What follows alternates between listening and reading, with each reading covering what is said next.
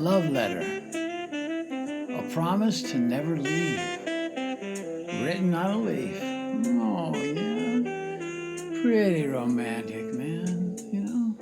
Hey, guys out there, cats, don't forget romance, you know? I mean, certainly, you goddesses, you can be romantic, but my men, they seem to forget just how juicy romance is. Yeah, well, I'm thinking about romance in lots of ways. I'm thinking about the romance of going back to my hometown, going back to Los Angeles. Yeah, I was born in East LA. Raised, lived a few other places, but for the most part, Los Angeles was my home. I'm going back there to see some things I haven't seen. Gonna get some things I miss about LA, or good dim sum and Korean barbecue. I'm heading back for that. And I got to do a workshop. If you're interested, there's still a little bit of room. You can look on the website under events on the 21st, solstice. So come celebrate the solstice with me, all right?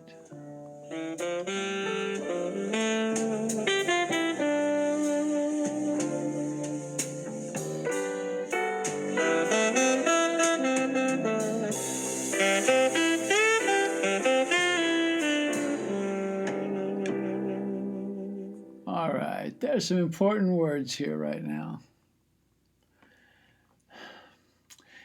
The Ching for the week of December 11th, 2019. Yeah, that's right. That's right. Yeah, getting up on Christmas, New Year's.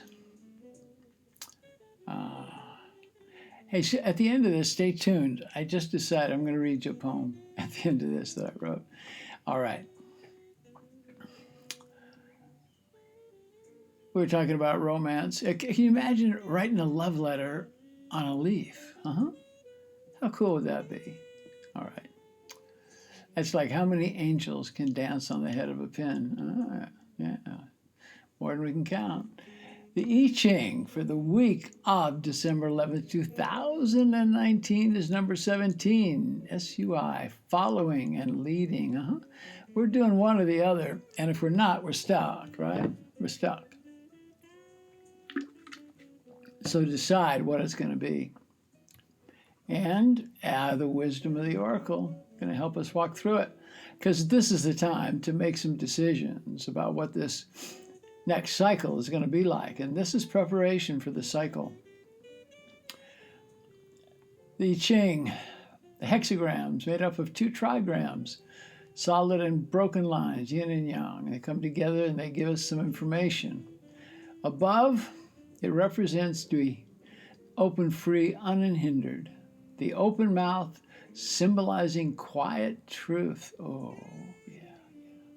Below is Zen, shake, excite, inspire, and power. You're drawing power from the center of the earth. Imagine that just for a second.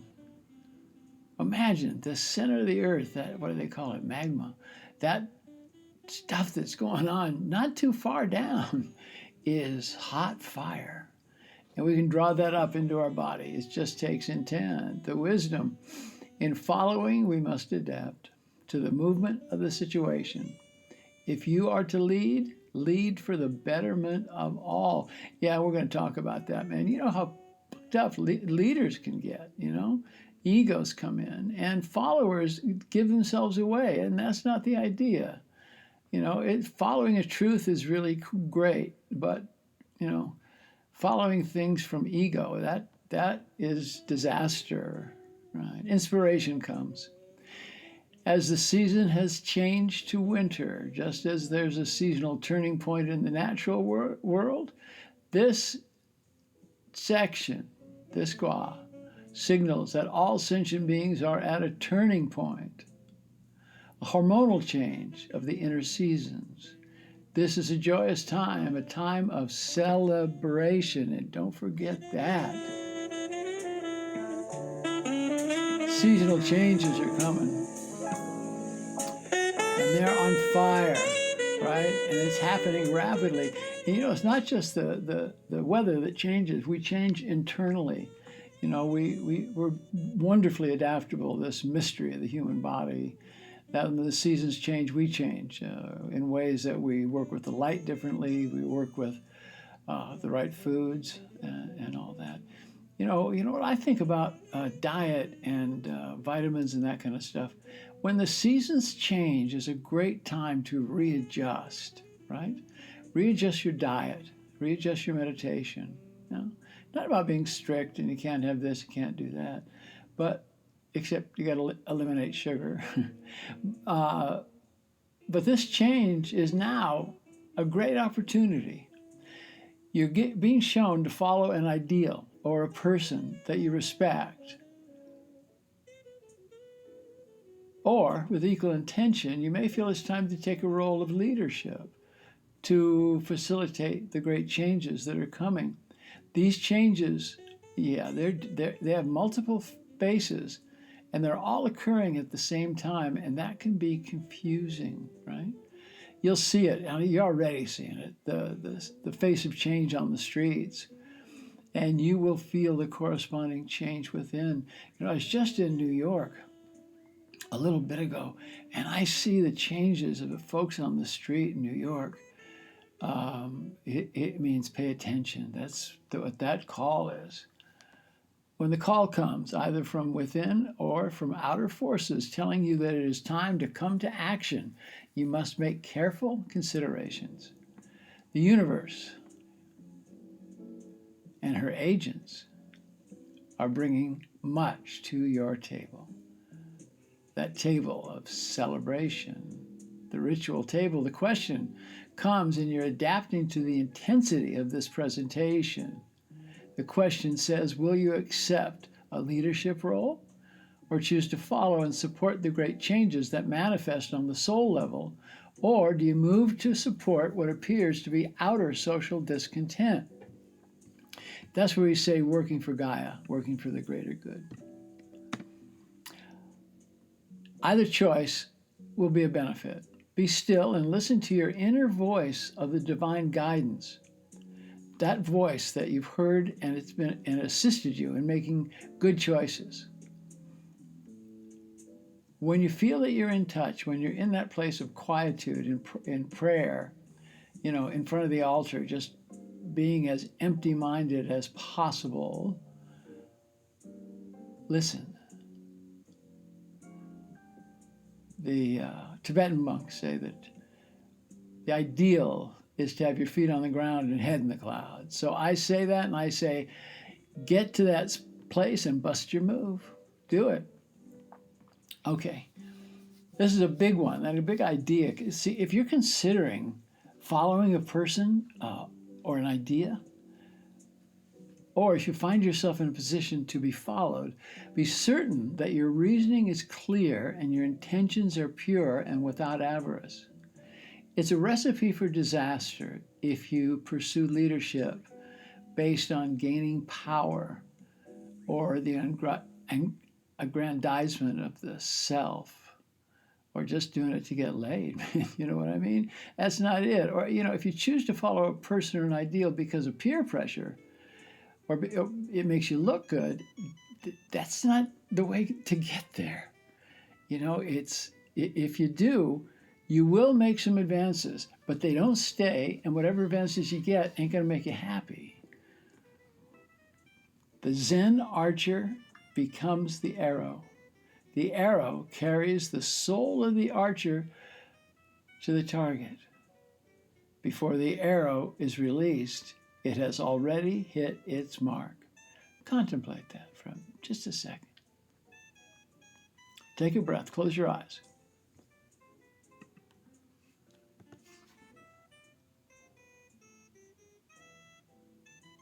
Imagine yourself as the archer. All right. You're seeing it's time for change. You know it. You've been waiting for this. You're waiting for this change. The resounding and clear message that you're hearing and feeling denotes that there is work ahead, capital W work. It will be hard work, but the kind of work that brings peace of mind and contentment. There are great benefits from the work ahead. It feels good. You found purpose. Now, the ego is tempting you, saying not to stop when you're tired. Just keep going. You're looking good, man. Looking good. That's the trickster, you see. That's the trickster. That's the ego, the coyote, telling you just barrel your way through. You know, you're working for the greater good. You're hanging out. You're looking so good. But the real message here, the real message is work hard and then come to rest, right? Then come to rest. That's the idea. Give of yourself, but not to exhaust yourself, right? Give of yourself, but don't exhaust yourself, because you got to put yourself first, you know? It's the thing about me first, me first. And I've talked about this before. It's so hard for a lot of people to do it. You know, they say, well, I'm going to put my kids first, or my husband, or my business. I got to put that first, and then I'll catch up. But that is not good. That puts you in a place of emptiness, a place where you don't have what you need and you're giving yourself away. It is hard work that's coming, the kind of work that brings peace of mind and contentment. And there are great benefits with this kind of work. You know, the work that feels good, you know, at the end of the day, you've worked hard. It could be, if we look at it the physical way, how about a day that you've worked in the garden, or a day you've built something, or a day that you spent being of service, giving service to someone, some situation. When you're doing it, the ego will attempt to come in and say, oh, you got it. Keep moving, get it done, no matter how tired or spent you're feeling. You know and have been shown that you are on the good path. You will move into bliss consciousness, but it ain't going to happen unless you get your R&R. The sense of wholeness that you've been waiting for is here. But man, without rest and recreation, you will crash and burn, losing the opportunity of this new and sacred cycle. Right? It'll pass you by if you're not there, you know. You ain't going to catch that brass ring. Do you guys know where that comes from? Catching the brass ring? It used to be on merry-go-rounds, and they had a stick that you could, on the horses, that you could reach up and you could take a ring. And most of them were just pot metal. But if you got the brass ring, yeah, I think you got a free ride, something like that. Anyway, there ain't no free ride. Okay, look, this period of time is going to be short and it's going to be intense. And it calls for balance. And what balances hard work is good rest. You must be rested and clear when you arrive at a tipping point, which is where you're headed. This high place, right, up on the plinth, man, is emotional and contains a sense of place. Take the time to be good to yourself. Nourish your days with meditation, music, sensuality, and play. Keep your balance. Make part of your practice being a good friend. Think about that. Just be a good friend to your friends. Honor your tribe and your family. Look into yourself. See what teachers have stepped forth to aid you and to heal you. Look at it and honor them. I mean, it's not about buying them a Christmas present. It's about being in that place of gratitude, right? It's important now, in honoring these parts of yourself, to play, to laugh, and be merry. Be in celebration. It is a season for rites, rituals, and celebrations. Honestly, it's always there, but you know, around the holidays, we see that it's there, and it's correct that there is this time that's coming that we got to pay attention. Now, you might want to follow some person who is really something really cool, or you find some principle. Be sure to be still long enough to hear and accept the guidance so you can take your proper place in the sequence or in the tradition. Honor the ancestors, right? The ancestors are stepping forth now. The elders, the grandmothers, the grandfathers. Be kind and compassionate. Communicate with clarity so there's no doubt of your intention to work, capital W, for the greater good, right? And that's the idea, that we're working for the greater good. Right? So just think about your compassion. And a little bit jazz doesn't hurt. But think about that. Think about being kind. What a great gift that is. You know, to be kind. I remember when I lived in LA full time, that the holidays for the people who were working in shops, it was something, man. It was before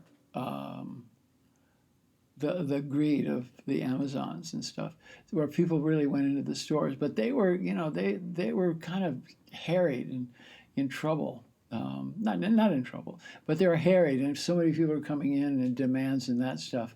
When you go to a store now, a shop, or the supermarket, be kind to that person bagging your food. Be kind to the person that is ringing you up on the register. Be kind to the salespeople, because they don't really get that much and they don't get paid very much. So your kindness is a great way to pay. And do it around the holidays and just see. You can really be lovely and you can be of service. Yeah. When I told you I was going to read you a poem that I wrote. All right. Listen. It's called The Space Between. As the calendars change and a full moon rises, great opportunity resides in a brief moment of cyclic change, a moment of emptiness, an emptiness that all share in the space between breaths, between years, the space of between inhale and exhale, the space between lives, the space between birth and death. Our inner knowing tells us that we can bring change, that we need no skills to ride this wave of change. Our companion now, and strength is intention for resolution, to resolve what has been spoiled, to be made new and fresh. And in these moments is to be mindful of love and to be in the mind of gratitude. Grateful we have love, grateful we've been loved, grateful for the hurts that come from risk in this space between years. We benefit now to embrace roads of peace and suffering. It was of choice to be born into these times. We need not focus only on changing the world, but to choose to be the change. The shift of light and darkness holds our dreams and wishes. The benefit now is vision, not prediction. I'm going to repeat it. The benefit now is vision, not prediction. The space between breaths, to embody the hero, the goddess of self-creation, to hear the voice of Great Spirit, to see the face of gods, and to see in that face all Earth's peoples as one, all sentient beings in health and happiness, and to have vision. Being aware of greatness outside ourselves, to trust that we are in the right place and in the right body at the right time. This will benefit all tribes. We are here on our Mother Earth for the blink of an eye, playing chicken with the future, and without fear, turning our back on the past. As the clock ticks, as the bell sounds, we are united as one great whole. Let us all join hands, standing as one around the great fire of change, in our consciousness, in our intent for peace, in our intent to be loved. We've waited for a sign, and now it's here. And now it is very, very real. In this time of great change, ask and pray for these dreams and wishes to come true, and they will become true. Of this, there is no doubt. Yeah, man, no doubt about it. Change is here. Roll with it. You ain't got no choice, really. And just think about that. If you become a leader, do it for the right reasons. you know, if there's just three of you and one of you takes the lead, it's cool, it's balanced. Huh? You know what, in Sun Tzu, The Art of War, great general, Chinese general, he was a strategist. And he says that the great leader does not lead from the front, but the great leader leads from the middle. That can be a great leader. So take the time to be good for yourself. Put yourself first and be the love that you desire. Namaste, my brothers, warriors. Namaste, my sisters, goddess warriors. We're meant to do it. In La Keshalaki, I am the only. Wow, I've never blown that one. That's really good. Well, I guess it's because we got exciting times. Here we go again. In La Keshalaki, I am the other you. And I like it that way. Yeah. Saxophone's pretty sexy. Kind of like listening. Kind of like listening to Chet Baker. Sit at a house high in the canyon. Joni by your side. Talking the talk, laughing the laugh. Laughing when there's no joke about it. I love y'all. Again, if you can make it to the workshop, the small workshops are going to be coming to an end.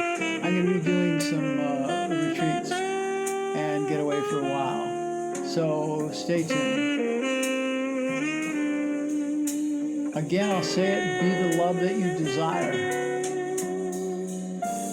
Stop talking the talk and begin to walk the walk. And stop lying to yourself. Send you so much love. So much love.